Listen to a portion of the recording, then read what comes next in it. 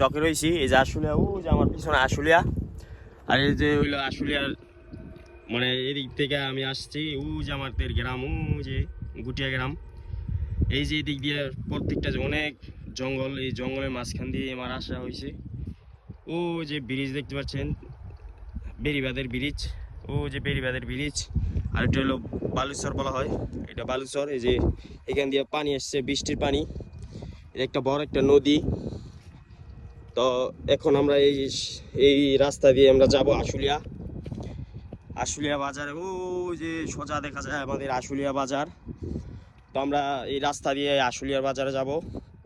আমার সাথে কেউ নাই, আমি একাই, আমি একা আসছি, আমার সাথে কেউ নাই।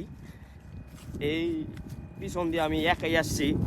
এই যে যাবো একাই, এই যে দেখতে পাচ্ছেন, এই যে আমি যাবো একা, এই যে একাই যাচ্ছি এখান দিয়ে, আমার সাথে কেউ নাই। এই দেখতে পাচ্ছেন সবগুলা জঙ্গল, কেউ নাই এই দিক দিয়া।